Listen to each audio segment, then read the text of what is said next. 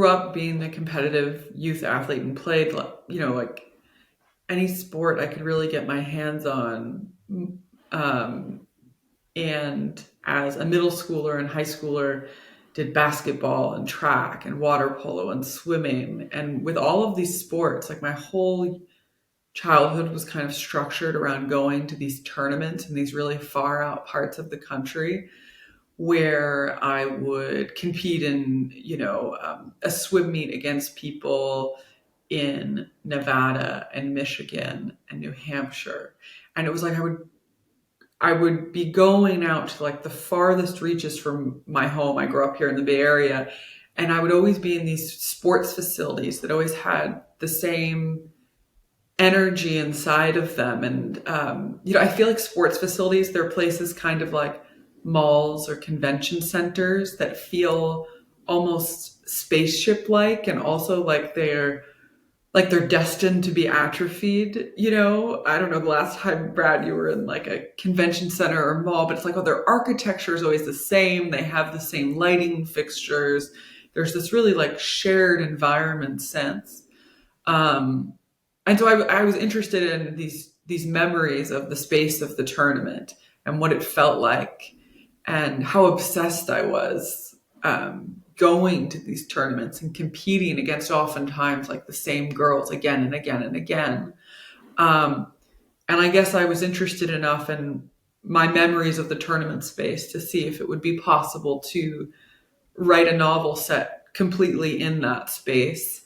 And why boxing? I'm certainly not the first or probably the last writer to find it just an absolutely captivating sport. So much about it is so play-like. The way the ring is elevated, and the people that are watching a match are about almost feel like you can feel like you're an audience member to a play. And when you're watching two really adept boxers, it feels so much like their bodies are in dialogue with one another. It lends itself towards a narrative interiority that I think some other sports, even though I love other sports, like I love basketball, I love watching it, I love playing it, but it doesn't quite have the same potential for narrative interiority, if that makes sense. It was, I think it really is the fact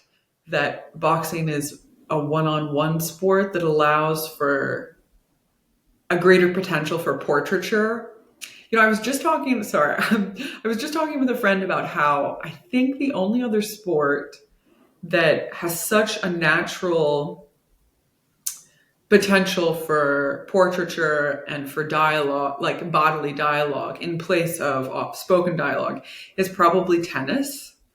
And a lot of writers write about tennis as well. And I think that's probably not a coincidence. Yeah, that's interesting. It's interesting. I think it's somewhere I read when I was prepping. It's a sport where you look your opponent in the eye. And I mean, I guess you could do that in some sort of team sport. Maybe a baseball player looks at the pitcher or something. But yeah, these one-on-one, mano-a-mano, and boxing is in such close quarters, right? Yes. Like with tennis, you have the length of the court separating you. It's true. But Yeah. with boxing, you're toe-to-toe with somebody. Yeah. And so you yourself, just to clarify, did not grow up boxing. No, I was never a youth boxer. I was never an adult boxer. I've never boxed, and I've never even seen a boxing match in person. Okay, so that's interesting because you write so beautifully about boxing in a way that feels so authentic. How did you get to that point without having gone and seen a boxing match? I found this trove of YouTube videos of young women boxers who would set up, I'm sure it was their phones, their camera phones, and would make these like 6, 8 hour, sometimes 4 hour unedited videos of themselves doing repetitive boxing drills, essentially. And the purpose of these videos is they're training videos for personal archival purposes that are meant to see if these young women can change their form over time and see if the videos can reveal the difference between what they think they're doing in their mind and what they're doing in actuality. And these videos were something that I did a lot growing up with all the various sports I played.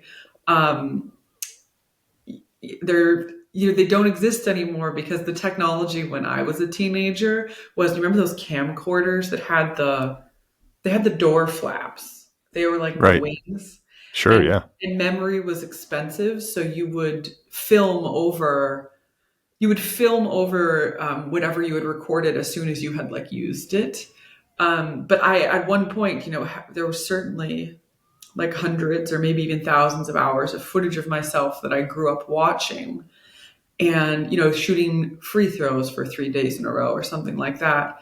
And it was from these videos, these training videos, that I learned everything about boxing, and that I felt like I could see myself in these young women. And there's no dialogue in these videos. Like, these girls, they're not talking, they're not often they don't have their name. They're really like an archival just image of someone moving their body and watching it very closely. And yeah, it was from that I've learned about boxing form. I feel very grateful that I have a few boxers in my life, or people that are peripheral, that were able to give me reads and make sure I wasn't, totally off base. The one I'm most just kind of like thrilled about is my husband's cousin's wife is in a book club with the cousin. This is amazing, of Ginny Fuchs, who's one of the best boxers in the world. Oh. And it was kind of like a fantasy that maybe I could get her the book. And Anne Phillips, who's my husband's cousin, just heroically, through this like incredible small chain of people, got Ginny the book, who gave it an early read, which was really very special to me. What did Yeah, she find? Did she find anything in it that you had to fix? no, thank goodness. And she blurbed the book, which was amazing. They put it in the inside. I'm so grateful for everyone that blurbed the book. But I was, uh, she's in the kind of like back flap top area. What did she say? What She did she said, say? a true portrait of life as a young girl boxer, which Well, is, I mean, what more could I want? It was like the greatest thing ever. Yeah, she's competing in Paris at the Olympics shortly. So wow. I'm excited to watch her matches. Well, it's an interesting subculture, women's boxing, and I suppose Yeah. it's probably growing, but it's not something that I think is on the radar of the average person or even the average sports fan. This tournament that you depict in your book is called what? The Daughters of America Cup? Is that what it's called? Yes, Daughters of America tournament. Yeah. Okay, which is kind of a funny name, but it seems right. And the tournament is held in Reno, Nevada, which also seems right. Interestingly, your book is the second book set in Reno that I've read Really? this year. Yeah, I Which is, talked to an author of a book called The Divorcees, oh, and it's set in a mid 20th century divorce ranch, which of course was in Reno. So I've spent some time in Reno as a reader this year, and I'm curious why you picked Reno. I guess as a Bay Area person, Reno's not too far away. You've probably been there. But yeah. is it a place that hosts a lot of women's or female girls boxing tournaments? Yes. It's a place that hosts a lot of youth athletic tournaments. There's like all these there's all these massive facilities, soccer tournaments, volleyball tournaments. Uh, it's an incredibly common place that people go play tournaments in. Um, and yeah, growing up in the Bay Area, it was a place that I vacationed to as a kid. It has this satellite energy to the San Francisco Bay Area, definitely. It's on the other side of Lake Tahoe. It's like you know, it's on like, it's definitely a place that people from here, from the Bay Area, go to um, hang out and vacation. Or it's a cheaper place if you want to go to the lake. You stay in Reno and then you drive to the lake during the day. Everything in Nevada is cheaper than in California.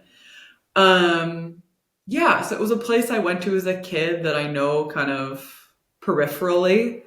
Um, but I guess to kind of illustrate how common of a place it is to go play sports if you're from probably anywhere on the West Coast, was um, when the book sold to Viking. I was just so thrilled, so excited, of course. But I began to become very anxious about the cover. I feel like our visual vocabulary for women's boxing is pretty limited and can be really cheesy. And I became really anxious about what kind of imagery was going to be attached to the book.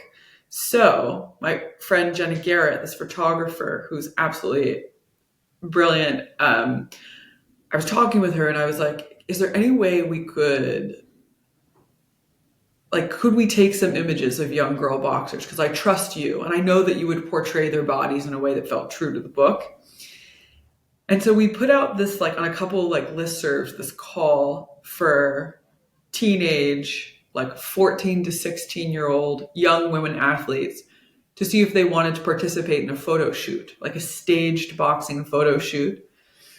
And the two young girls we got, who are the two young girls on the book, on the American book, um, we set up this like studio in my living room with like a sheet and all these like lighting things. And we'd never met them before. Their parents were there, of course. And they immediately came into the room and they didn't know, they didn't go to school together. And they didn't know each other's names, but they had competed against each other in a volleyball tournament in Reno the weekend before. And they knew everything about the stats of each other's teams. And it felt really like, yeah, of course, you're young women athletes in San Francisco. Like, of course, you would have played against each other in whatever sport you play in Reno. So long way around of the setting, it always made sense as a place for it. Well, and there's also, I mean, Reno is the sister city to Las Vegas, Nevada. I mean, Right. These are kind of gambling Right. meccas of sorts, but Reno is very much the kid sister, right? It's the lesser of the Nevada gambling meccas by a good measure. And Las Vegas is home to so many big boxing matches historically. Big, huge, multi-million-dollar prize fights happen not in Reno, but in Las Vegas. Yeah. So I thought there was something to the setting that felt appropriate because we're at Bob's Boxing Palace, which is far from a palace. It's more like a warehouse, right? Yeah. I mean, there's something kind of tongue-in-cheek about the name of this place. But you were thinking of that too, right? That dynamic and the way in which young girls who are participating in boxing and women who are fighting are often doing so in places like Bob's Boxing Palace and are often doing so without the attention and remuneration and all the rest of it that sometimes accompanies like male boxing or boxing in Vegas. I think you're completely right. I don't know if I had the language previously before you said it just now but I totally agree that Reno is a little sister to Las Vegas. There is something like feminine and sisterly about their relationship. Reno's their city, their city logo. That's not what it's called, but the biggest, littlest city in the world. Do you know that they have that when you drive into the like downtown area, they've got that kind of neon that says that? But it totally has little sister energy, something a little like annoyingly aspirational to an older sibling or something. Right, right, right. And so you take the reader into this tournament, and I have to tip my cap to you. I do this often on this show when I read a novel that I feel like is structured beautifully. Oh, There's always like a there's always like a element an element of envy. When I was reading this, I was like, oh my God, a tournament is like the perfect structuring device for a novel. You must have felt that way as you set about writing this book. I'm curious if I'm accurate, and at what point did you realize, like, okay, this is going to be the frame for this thing? And the reason it's so wonderful is that there's a starting point and an ending point that are very clear. Like yeah. someone's going to win the tournament, right? And it's that end point and the question of who is going to triumph in this tournament that I think from the outset it propels the reader. Oh, thank you so much, Brad. That's a great compliment, especially coming from you. Yeah, okay, a two-part answer. One is that, yeah, I really thought of the bracket, the tournament bracket, as functioning almost like the way some maps do in fantasy books, you know, where it was like a grounding place in space. So the fact that a tournament bracket is so finite and specific, I think that within each match, I was allowed greater distance to dislodge in time and space because the tournament is so um, like the structure itself is so unnuanced and clear. I guess if that makes sense. Yeah, the way I came to it was I had a draft of I don't know what it was. It wasn't a book, whatever it was. I had a draft of something that was like 250 or like 300 pages. It was maybe book length, but it didn't really have a body that was anything of note. And I had this thing and I wrote it and then I put it away and then I reread it much later.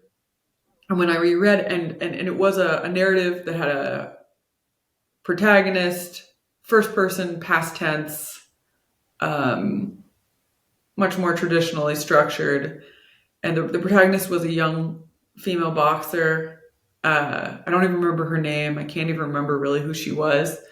Um, but I reread this draft and I reread it start to finish like in one day. And I realized that the only parts of this thing that I'd made that interested me at all and that I thought were of any kind of semblance of interest were when this character was actually physically fighting in the ring. And so I thought, okay, well, then that's the book. Then that's actually the book I need to write. And it's going to be completely contained inside of a boxing match. And also, I want more of them. I want a tournament of them. I want 8 main characters. And like within 15 minutes after finishing reading this draft, I like drew the tournament bracket. I wrote all of the 8 character names who stayed the same the whole time. And then I began writing the first fight. And it pretty much stayed. I never deviated. Once I had the structure, it was very clear. So that's how I came to it.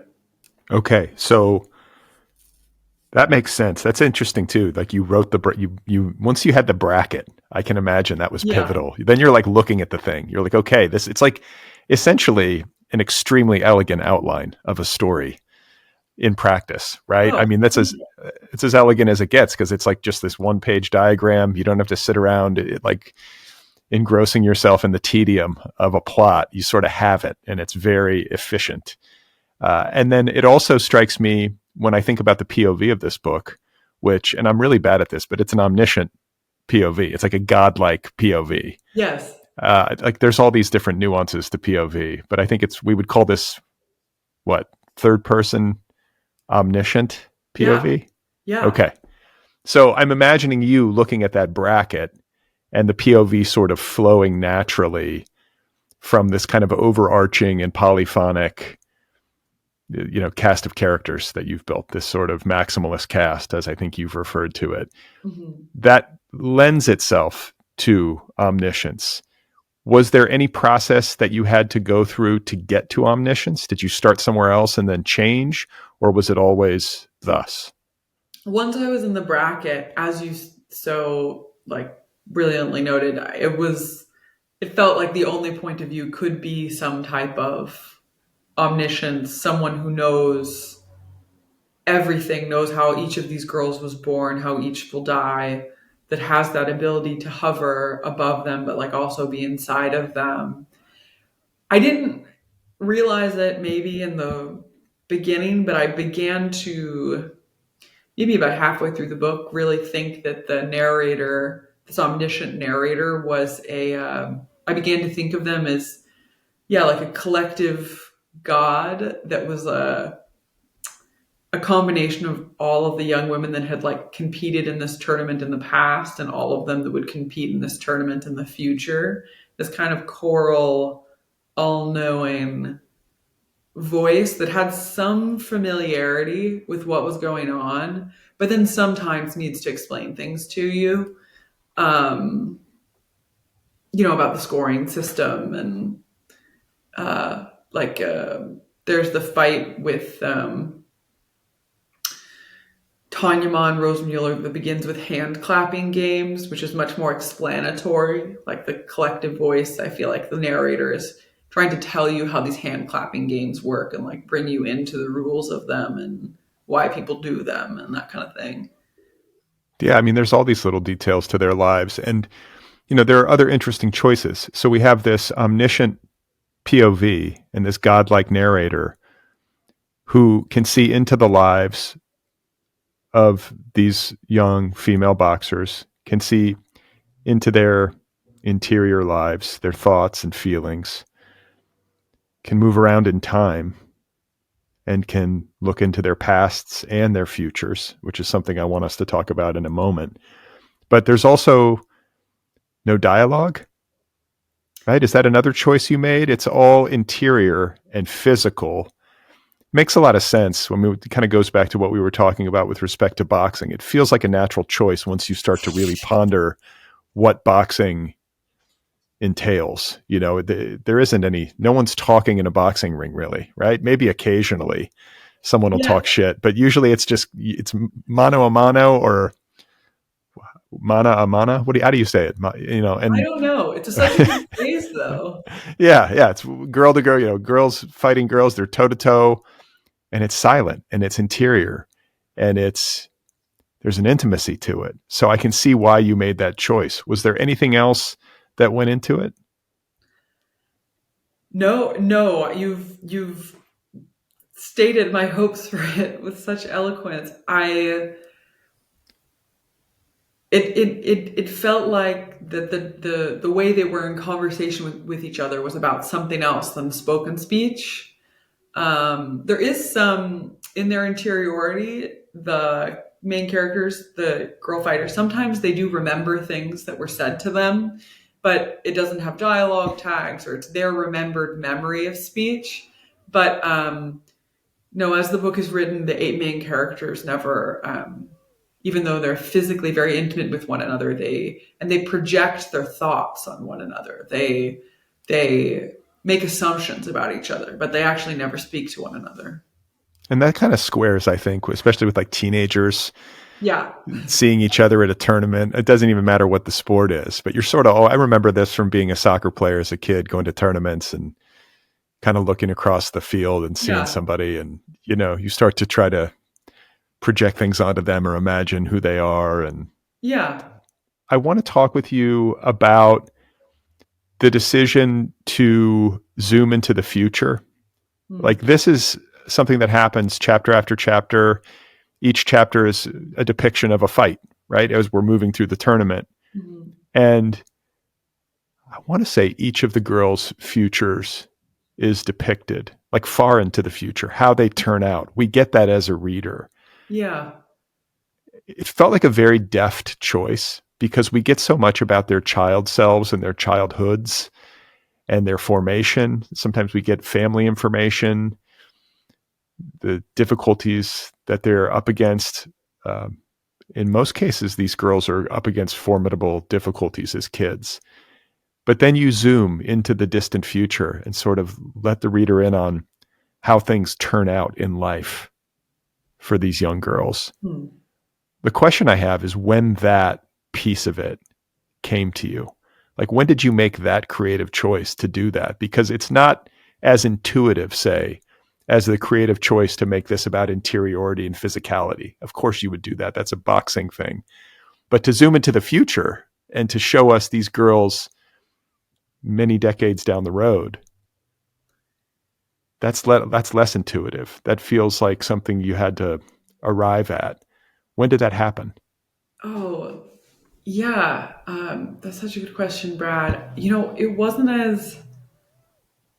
a very conscious decision. I think it was because if I think it was because I somehow wanted to communicate that this moment that we're meeting them, the moment of the tournament, that they have built up so greatly in their minds, and in which like the rest of their entire existence has fallen away. We don't hear about their schools or their friends really.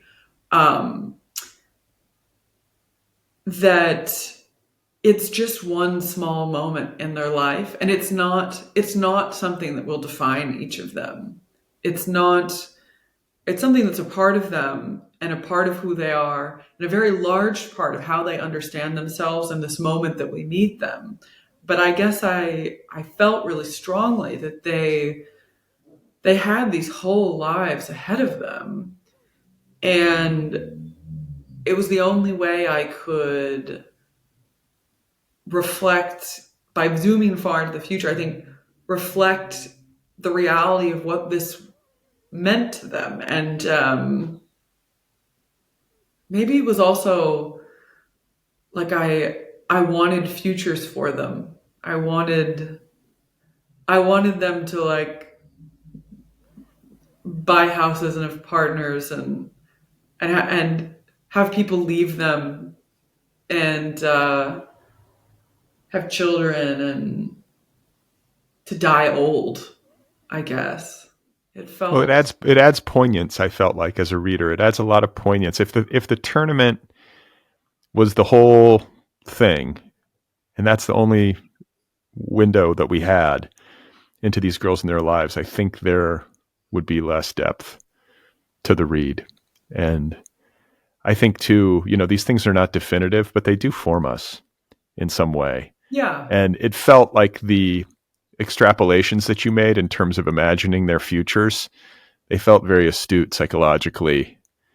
It must have been fun for you as a writer to get to fast forward and to build out their lives for them based on what we see in the ring at Bob's Boxing Palace. Like there's definitely, it's not like a 1-for-1 perfect correlation, but there is some correlation between Yeah.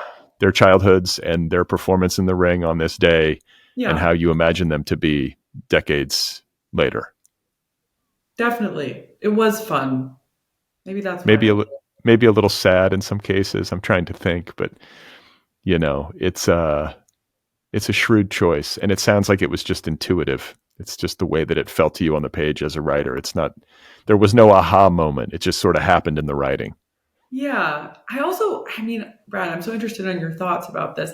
I feel like a lot of the narratives we consume about adolescents there's like a pivotal event that happens that then defines them forever, kind of. They can never escape it, or it's totally pivotal.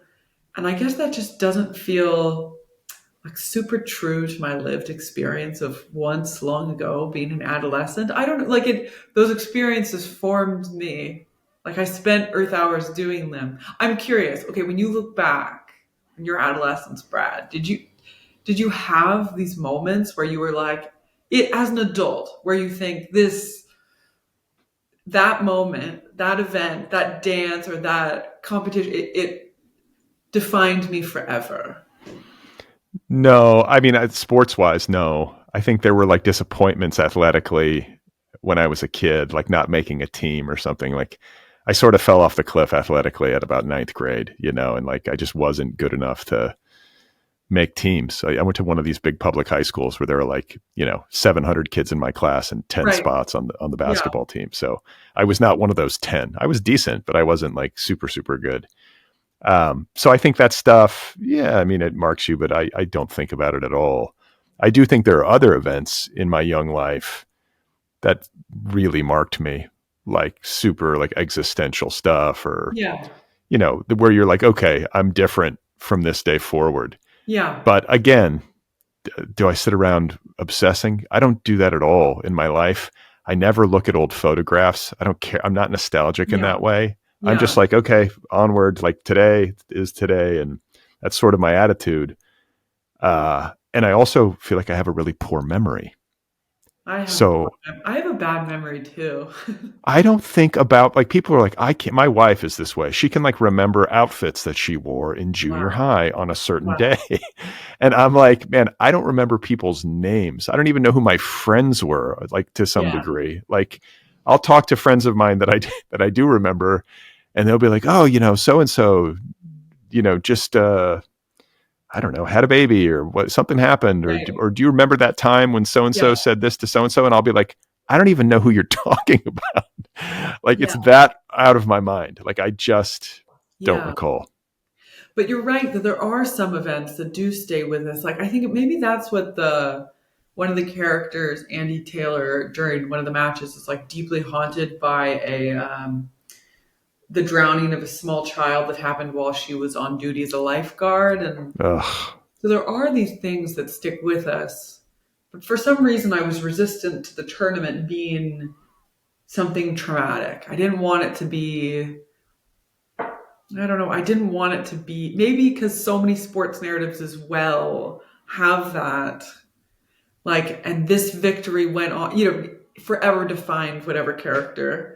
So for whatever reason, it didn't, from the very beginning, I didn't want it to be something. I wanted it to be a claustrophobic, almost like a spaceship like setting where you're meeting people for a very small moment, but not one that would be a place of trauma or haunt for anyone.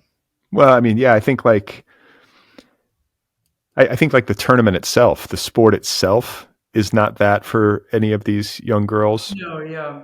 But I do think that, especially in Andy's case, I mean, she might be the most moving character in the whole book for me. The formation of these people in terms of the big stuff of their lives certainly has something to do or is part of the equation that has led them into the ring. And Andy, if I'm recalling correctly, as you say, is kind of haunted by this experience she had as a lifeguard where a child died on her watch. Hmm.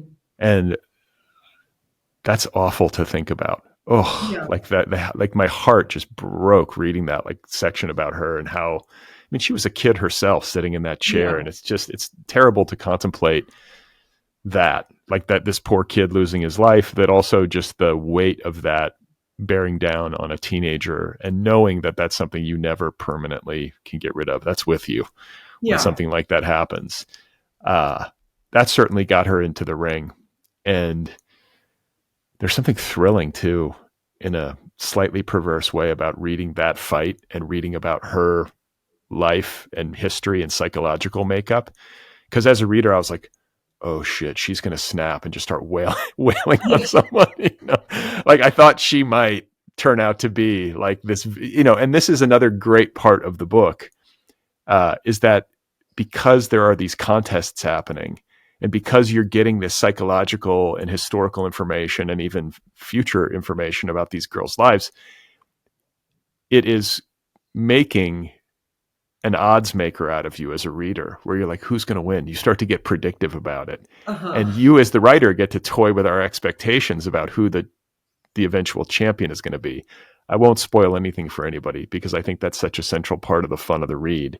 But you must have felt that as you were writing, that this expectations issue was part of the narrative power. Yeah. And it wasn't, I had from the very beginning, as we talked about, I had the bracket. I had from the first moments of the book, before a word of the book was written, I had the names of the characters. But then as I went into writing each fight, I really did not know who was going to win. I didn't that what I it wasn't like I knew who would win the tournament. And it was almost like I would stick with a girl if I didn't know her yet. If I couldn't see her, or there was like more about her I needed to know. And that was kind of, I guess, how it became clear to me who would like win each match was which person I needed to see fight again to know better, to know more about them and know who they were. And again, I mean, I won't do spoilers, but the person who does end up winning the tournament, she has an opaqueness about her. Like, she's, as opposed to, like, Andy Taylor's I find her a very visceral character. But, yeah, the person who ends up winning, it was like I needed to spend more time with her to see what was there. Now that makes sense. That makes sense. And I think too that a lot of times when there are creative elements of a work of fiction that feel really alive and exciting on the page to me as a reader, it has something to do with the fact that the writer was finding these answers in the writing itself rather than preconceiving them. So maybe that's it. There's an aliveness to the text as it moves through this tournament, and you can I can feel you trying to figure it out, if that makes sense. And there's another part of it. I mean, this is a beautiful book line by line. There's a great music to the language and like a muscularity, it fits the boxing part of it, and I noticed that there was like a lot of employment of repetition as a stylistic device. I'm thinking just in, off of the top of my head of Andy and this poor kid who drowned and his little hot dog. I forget the exact phrase, the hot dog leg, I mean, just an awful image that just keeps repeating in her head. And I think some of this is literary, like repetition really works. And these images kind of can, mark themselves on the brain of the reader in a way that's really effective. But it also squares with the way that I understand human interiority, certainly as myself, but also as an observer, is that we do play the same songs on repeat in our head oftentimes, don't we? I mean, and I think each of these girls has a kind of greatest hits that you're looking into. Yeah. Oh, I'm so glad the repetition felt maybe a semblance of being effective for you, Brad. Yeah, I do feel it. I mean, repetition is so much of what it means to train for a sport or to play a sport, that it felt... Or to be a writer. Or to be a writer. Yeah. I mean, it's an incredibly repetitive thing to do. And I also feel like we as writers, like we keep, because maybe when we begin to write a piece or make something, and we kind of like let the conscious part of our mind go, the unconscious does, even in narrative, like it, for different people, the thing being circled is different. But oftentimes I find that writers in their work can circle some of the same things. I'm trying to think, James Wood and How Fiction Works, which is like one of the only craft books I love. I love that book. I love How Fiction Works. I don't know. Most craft books are I'm kind of allergic to. They're kind of prescriptive, or I always find myself feeling hostile towards them, but not in How Fiction Works. And he has this great section in that book where he like picks out these instances across a writer's like whole writing career of how they keep having these same details. The example he brings up in that I'm stuck with me the most for whatever reason is, I think should be fact checked on this, but I think it was like the image of blood filling up boots was something that like Cormac McCarthy across his novels used like 18 times or something. Like this image that was clearly something in totally different narrative context, but it was something that he was coming back to, or I don't know. I think we, as writers, we can circle things a lot in a I way. mean, I'm kind of a believer in this idea that we all are just writing the same book over and over again. Not each of us writing the same one as the next person, but that we have, Right. as a individual writer, our Yes. particular concerns and a particular Yeah. narrative that we are fleshing out in different variations over the Yeah. course of a career. And I'm curious, I mean, it would be interesting to know. I guess I don't know if it's out there in the public record anywhere, but I'm wondering how conscious that even was for Cormac McCarthy. Maybe it was totally conscious, but I could also see it just being something that slid into his work without him even realizing it. The way Wood presents it is like it's slid in. It's not.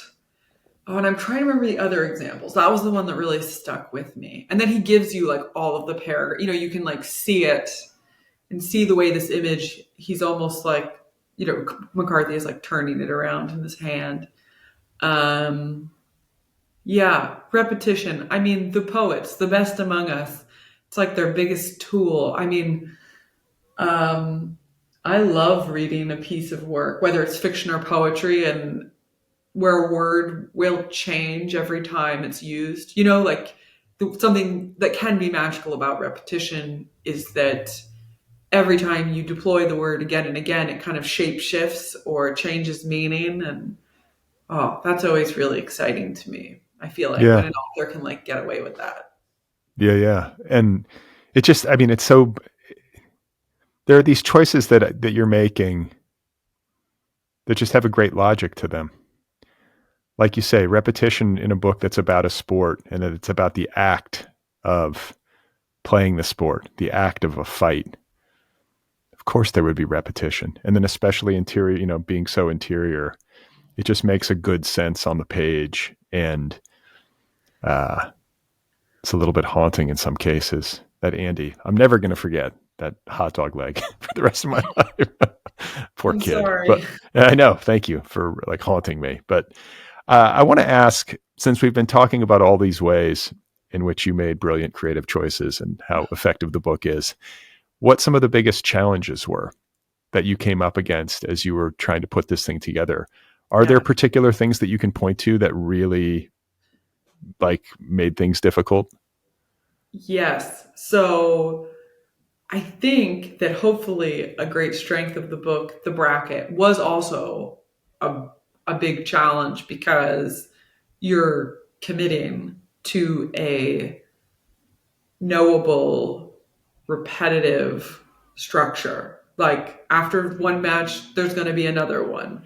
And so keeping that element of surprise and unexpectedness and the fact that you're starting a new match, but you're something else is happening, like something else is turning over.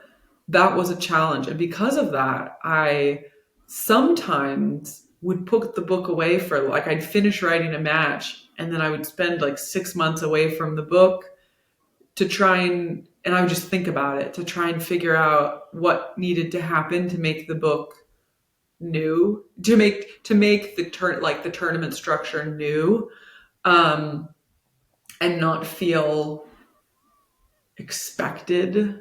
And I mean, the structure does curdle a little bit at the end. Like we get these interludes of night and some smaller lyric sections at the very end. And those were helpful, but that was challenging.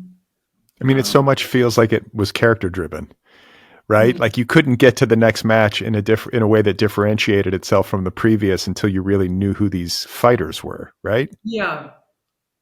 So you're Yeah. going away and meditating on them. Yeah. And I think it was difficult for me on this because there's the tournament's 2 days. So like after you finish the first day, you've met everyone.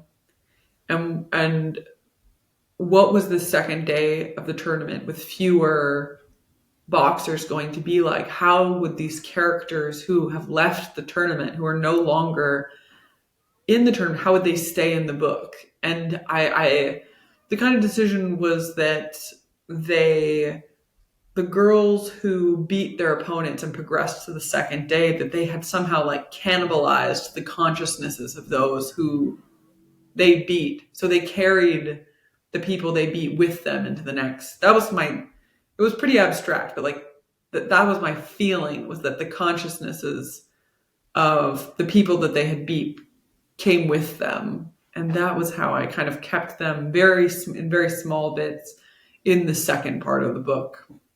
Yeah, I can see that. But again, that felt like a shrewd choice and a way to like bring the whole cast along from start to finish. And you mentioned earlier that you grew up playing sports and competing in tournaments, in different sports, not boxing, Yeah, but competing in tournaments not unlike this in a place like Reno. I want to say you co-captained a top 20 NCAA Division I water polo team. I did. I Uh, did.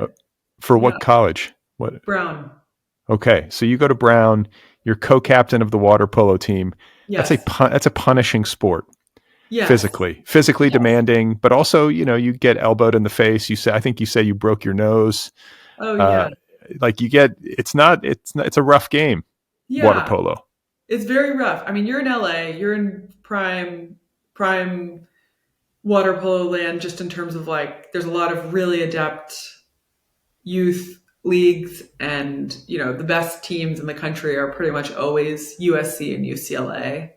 Oh, I did not know this. And this brings me to my next point is that, you go to play games, even though you're a top 20 team in the NCAA Division I. Yes. There's not huge crowds turning out to watch Brown play water polo, I would imagine. No, no, no. No one watched. No one came. Yeah. Okay. I was always playing against, I mean, some of my teammates were the best players in the world. And about half of my team, after we graduated, went on and played pro in Australia and Italy and Greece, where they have pro women's water polo leagues. And this summer in Paris, there was a time when I knew, I was like on a first name basis, like I knew everyone on the women's national team.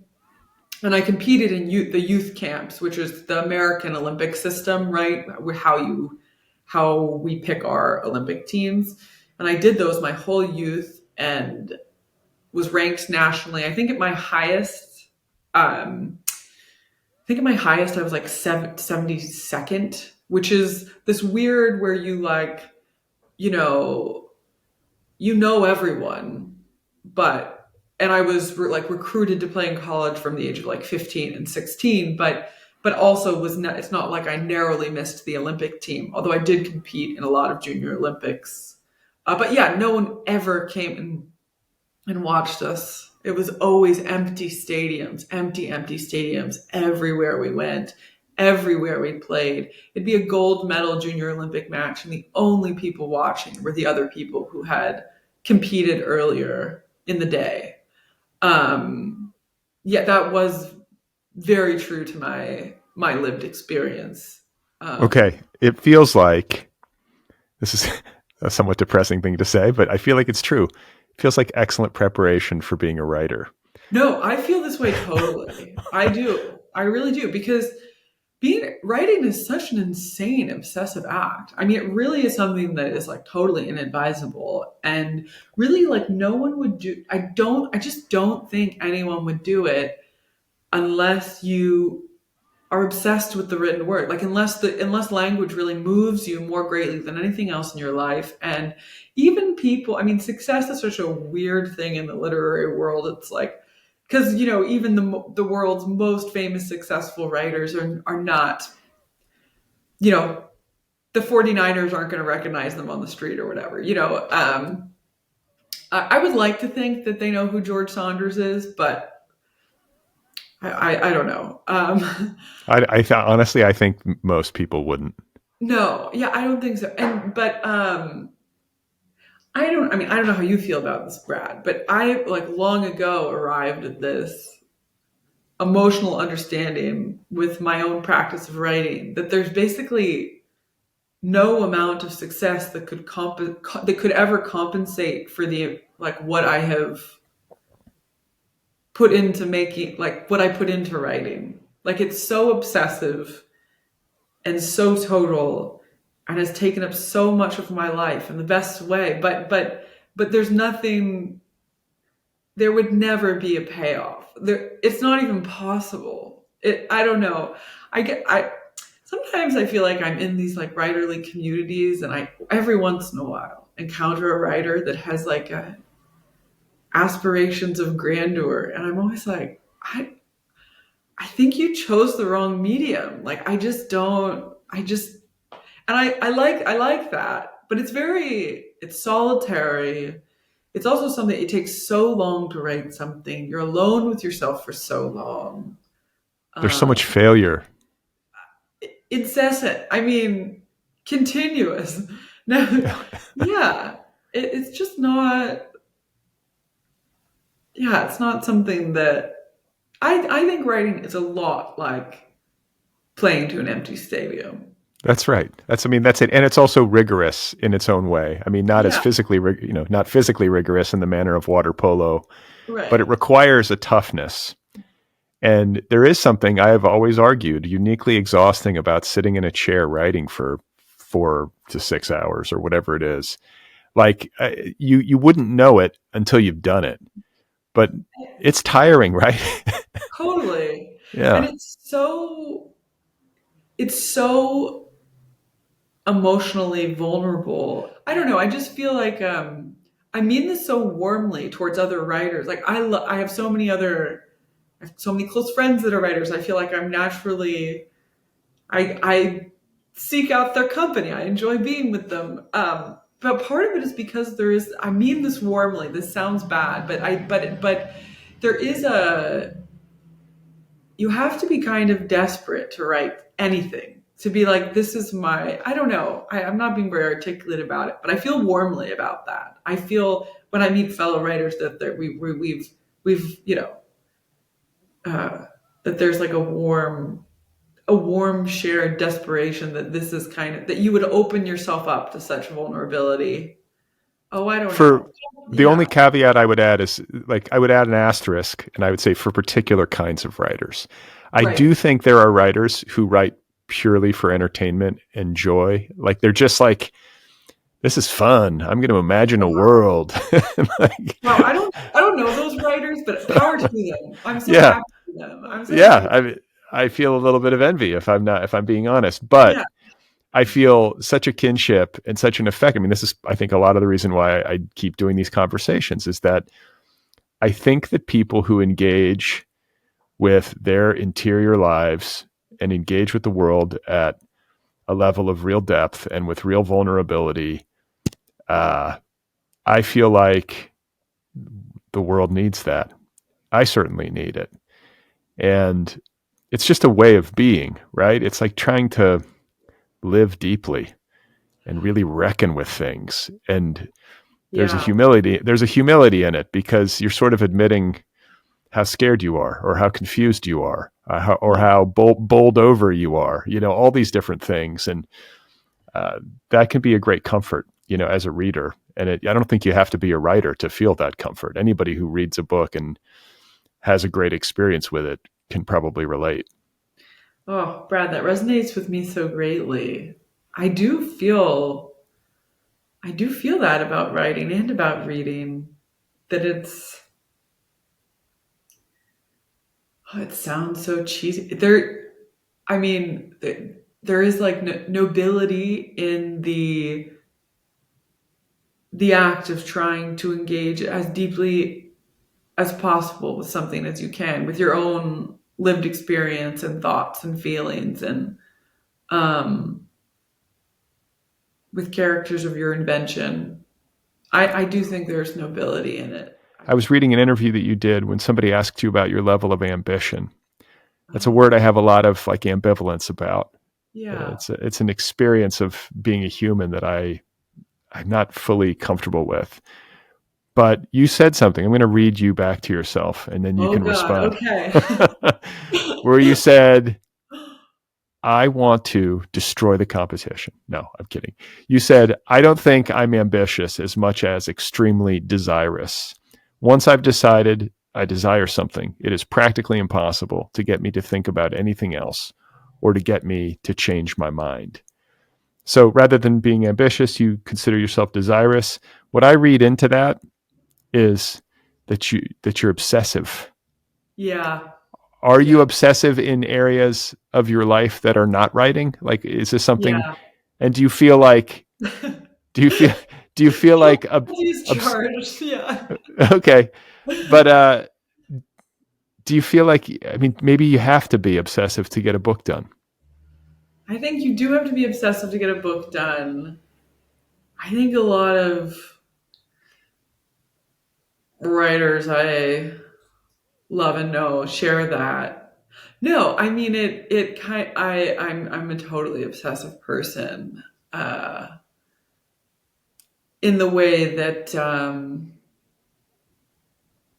in my reading habits, like if I encounter a book by someone that moves me, I will like procure everything they've ever made, and then I'll like read it linearly from when they wrote it. I'm a total completist. Uh probably, yeah, if I decide there's something that is of interest to me, like a specific type of 17th century Indian meditation paintings, it will be difficult to get me to talk about anything else for a while. Are you into 17th century Indian meditation Yeah, paintings? hopelessly, Or hopelessly. Don't even. why? Why? Oh my God, they're so beautiful. So wait, but what is a 17th century Indian meditation painting? Oh, well, there's a few behind me. Oh, Um, and you're in a room of them. I'll tilt it up a little bit. Yeah, they are these byproducts of like a tantric meditation that predates Western modernist painting. And they're not really meant to be viewed as artworks. They're a byproduct of a meditation. So, like, a specific person would make the same image like hundreds or thousands of times. So they're not authored really. Let me see. Should I give you a tour of this room? Is that sure, okay? yeah.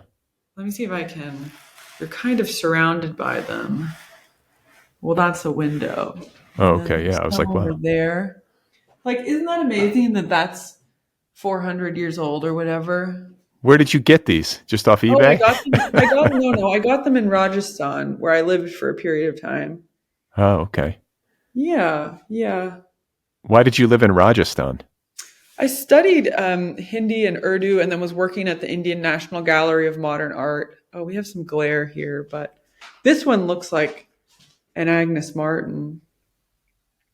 And so these people would meditate and then paint the same image over and over again? Is that like Yes, after each meditation session? or the painting is the meditation. Oh, the painting. Oh, so it's art as meditation. Yes. And so you kind of have to go and find these priests who keep them, and that's how you find them. And now, are I you a will. meditator? No, no, don't have the Not patience even for as that. art? Like, do you feel like your art is a meditation, or do you do any visual art like that? No, no. Maybe I think writing maybe is a kind of meditation, but I've never been. No, I've never been a meditator. It's not my thing, but I do like the paintings. And so you lived in Rajasthan. You said you were working for a museum. Yeah, I lived in Delhi. Oh, okay. And Yeah. that was, why was that? This was post college, like going on like an adventure kind of thing, or? No, I spent in college. I studied Hindi and Urdu, and then I spent my junior year in Delhi at St. Stephen's College, where I studied Indian art history. And then while I was doing that, I worked at the Indian National Gallery of Modern Art. Wow, that's Yeah, interesting. How did you land on Hindi and Urdu? you know, Sanskrit-based languages were something that interested me. But why? Why? I think it was I was a kid. I was growing up in the San Francisco Bay Area, and maybe I like to think this is kind of the best iteration of what a public art institution can do. I come from like a large Italian Irish Catholic family, and my mom would frequently take us into the city. I grew up in a suburb, to go to the like amazing museums here, and we would often go to the Asian Art Museum, which at the time was in Golden Gate Park, where the DeYoung Museum now was. And I had these like vivid memories of seeing these exhibits of the Hindu goddess Kali and being really moved by them as like a very young child. And I had no access to anyone who was Indian or Indian American, and I decided I wanted to study them. And so when I started my freshman year of college, I started taking language classes that would allow me to do that. And then I did do that. I've That's done wild. some, yeah, I've done some translation from Bangla, which I'm not very proficient in. It was a co-translation with someone who's totally fluent. But when I think about what I'd like more space for, I would like to do more translation. There isn't a lot of original work being written, fiction being written in Hindi or Urdu. A lot of it is being written in English, but there's a lot of untranslated old work, like Rabindranath Tagore, one of India's most famous writers, stopped allowing his work to be translated into English as a protest against the Raj, and their colonialist influence. So there's a lot of untranslated work from that period. Sorry, you were like, what else are you obsessive about?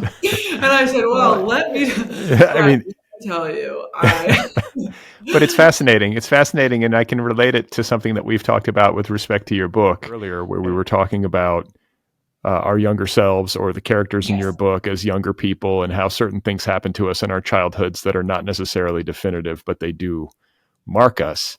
And listening to you talk about your gravitation to Hindi and Urdu in this course of education that you set out upon and the travels that you've had, I mean, it really does come down to your mom taking you to a museum and you seeing this Hindi goddess or whatever. I mean, it's just a little bit mysterious and cool and a little bit, and maybe a little bit terrifying to think of like how these things happen for people. Do you know what I'm saying? Like, and yeah, you never know as a parent. I mean, I have two kids, like, what's it going to be that I right, expose them to that forms them in such a fundamental way? You know, yeah, that's wild to consider. yeah. I think about that with my daughter all the time. You know, what will what will she pick out? Well, I'll have to see. She's two, so she's got a while. You never But know even though. I mean, now, she picks out things that surprise me. yeah, I mean, we were just, my wife and I were just laughing the other day. Like my son is neurodivergent. Uh, so like the things that come out of his mouth, sometimes you're just like, wow, where is this coming from? Or he'll have Yeah, memories that are just like so specific from like yeah, years ago. It's yeah. crazy. But since he is a little child, he has talked about seeing in his bedroom in the night when he wakes up a black rabbit Oh my god. over and over again, like across years. And so we're like, Oh my okay, god, what's up Brad. with the black Wow. rat? Yeah. So it's like, what's up with that? Your kids will sometimes, or they'll have like, there's this, I don't know if there's science to it, but there was just an article in the Washington Post that I read with interest about young children being able to recall vividly their past lives, Wow. like to a degree of specificity and consistency that's like just uncanny. Oh my And gosh. it's the kind of thing that, I mean, if you're going to believe in rebirth and past lives, if you're going to accept that as like a thing, Yeah. I think there might be some logic to the idea that these memories are retained or are accessible in young children, but tend to dissipate as we grow up and the static of life infiltrates our brains and the memories recede, right? I mean, it makes sense. It makes sense as a like a value system. Yeah. It's not that I like particularly have a belief in past or future lives, but as someone that has recently spent time around a very young person, an infant even, it's within the realm that they are bringing things with them. I mean, Yeah. it feels deeply possible. That's what I would say. I don't know. I mean, who knows? But it Yeah. sounds, there seems like there could be some logic to it. And it's just crazy. It's crazy the way that we form. It's crazy what we bring with us from childhood and maybe from previous childhoods. Yeah. And it led you, a non boxer, into the ring as a writer and telling Yes. these stories of young girls who fight for their own individual reasons. You have never put on boxing gloves, even out of curiosity, and gotten into the ring and sparred or trained at all. No. And you don't plan to. No. Not even as a like promotional stunt for this book or something. Yeah, no, I mean, maybe I should. I I mean, I mean, wouldn't. I'll propose something. Okay, I don't know if you know the writer Laura Vandenberg. of course. Oh my God, who's such an adept boxer? Who was the other person who I had read the book to be like, you have to tell me if I've. Oh, so Right. she read it. Yes, Did she blurb it? I can't remember. I she can't. did, which Oh, I'm she did. so Okay. grateful to. Oh, I'm glad. I'm glad that you got it to her because I would recommend that. I mean, she's like such a boxer, but Yeah. maybe as a promotional thing, if you could convince her, you guys could set up a series of fights and you could spar Wow. publicly. Well, we know And you, I would lose I was going to say, because she's really Laura good. Vandenberg could kick your ass in cities all over the country as a You way want to to promote this. know? That sounds fun. I would definitely let her kick my ass. I would be like delighted to let Laura Vandenberg kick my ass. That would be wonderful. Yeah. Yeah. So before I let you go, I do want to talk a little bit about your personal history creatively, like a bit more, so that people can get a sense of how you got here. I want to say I read that you didn't start writing until you were in college, Yeah, and that you really hadn't read fiction until that point that yeah, you liked. So you didn't think it was good. It wasn't for you. yeah. I like was not.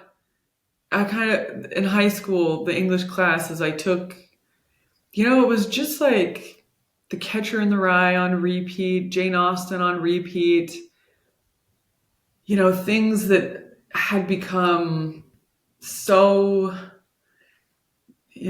my so it's all like so culturally non-threatening irrelevant that they made it onto the California state curriculum. Oftentimes I also went to a large public California high school that What suburb are you from? I was born in Redwood City, Oh, okay. and then I I went to spent a little time in my childhood in Concord. I don't oh remember wow, it that no, well. well, have played a lot of sports in Concord. Okay. um and then I went to high school in Menlo Park at Menlo Atherton High School, which is uh like 2,500 person high school. And yeah, oftentimes we would even get assigned excerpts of things to like everything was multiple choice. It was literature was presented as this like a I think this is so tragic. I do think so many young people have a relationship to books that are like this where it's like something needs to be decoded. Like, you're reading an Emily Dickinson poem and it's like, this sentence is about A, death, B, the Life. fall, C, like C, her father, D, all of the above. And then that was what was presented to me as kind of like books and how one were to read books.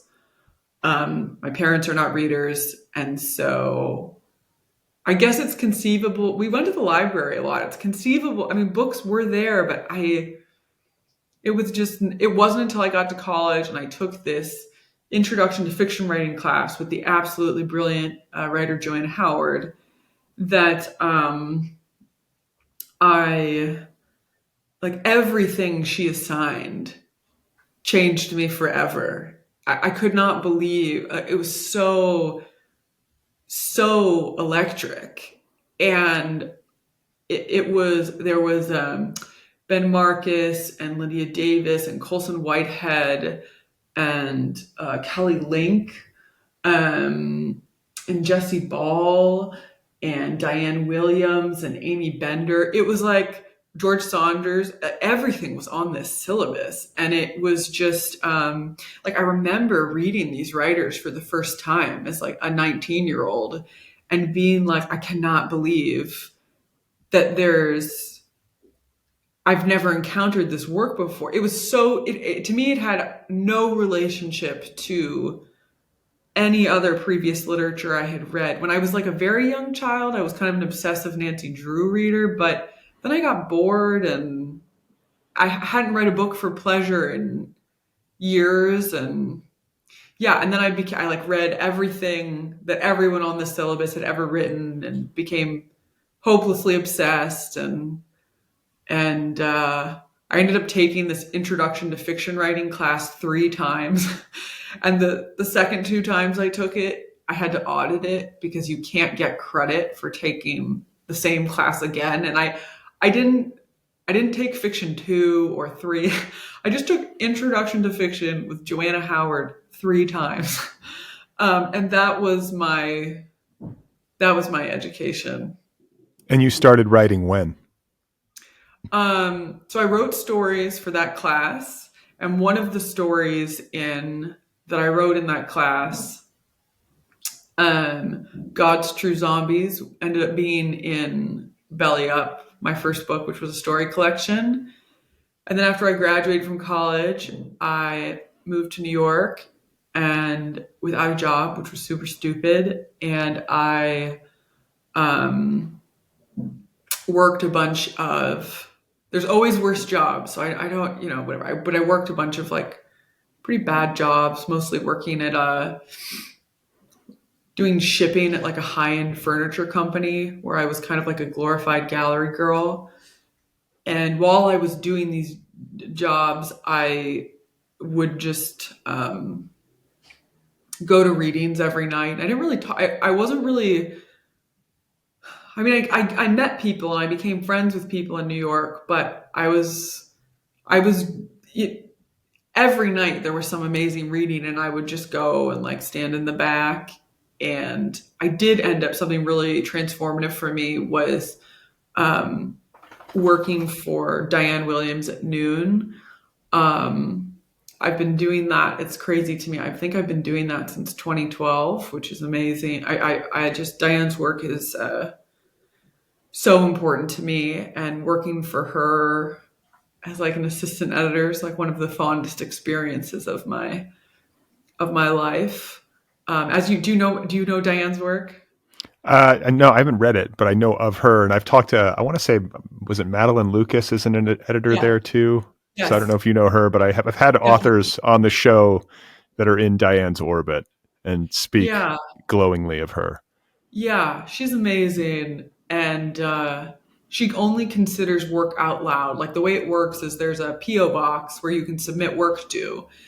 And then Diane was always very protective of the slush and would pick it up before editorial meetings, go through it, and then she would decide if there was anything in the slush, and there always was, that she thought was worth considering. And then what she would do is she would either read it aloud to us, or she would have us read it aloud to her while she was, sitting down, and she would correct us as we were reading, like editing orally. It was in these long, amazing afternoons of being read to and reading to others. It was intoxicating to be around someone who took the sentence so seriously. It was like a totally incredible, seductive environment. So I did that while I was doing these like bad other jobs. And then I learned that there are these like funded MFA programs, which was totally crazy to me. Um, and one of my like professors from college was like, yeah, the the stipends that they pay you, they can be really low, like $35,000 a year. And I mean, I was making like $31,000 a year working Right. Right. furniture shipping. I was like, you're telling me that there are programs that will pay you to write fiction and give you health insurance for 2 years. How did I not know this? And it became this total moonshot. Like I was like, well, I'll never get into any of these places. And I really do maintain that I think that funding is one of the last, it's like one of the only real arts fundings we have, Yeah. really. Yeah. I mean, that's the thing. People are like, well, MFAs, you don't need them. And I'm like, I don't know. I feel like people do if they want time and space to write and access to a community of Exactly. like, where else are you going to get it? You're not going to be able to go live in like post-war, well, maybe, I mean, eventually, hopefully there'll be some cheap city you could live in. But I mean, that's kind of the history, right? Yeah. Like pre-MFA, it was like, oh, go live in some bombed out European Right. capital that has like, $2 rent, but that's not in existence, at least not in Europe or in the United Yeah, States. totally.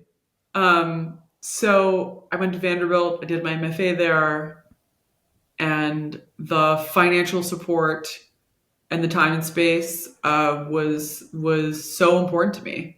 And the Belly Up, my first book, was like a very direct product of that program. Did you study Um, with Lori Moore? I did. Oh, you did. Okay. Okay. And Yeah. then did you get an agent out of graduate school? Is that how you got your first collection published, or did you submit it on your own, or what happened there? Um, my incredible first agent, who has since moved to film rights, um, uh, Christina Moore, who at the time was working at Wiley, saw a story I had published on Joyland, I think in my second year of my MFA, which I love because Joyland, it's not whatever. It's an online only, volunteer run, incredible literary journal. It's not The Atlantic. It's not The New Yorker or whatever. I love what they publish, but they had published a story of mine, and she reached out and was like, "Do you have more?" And I was like, I do."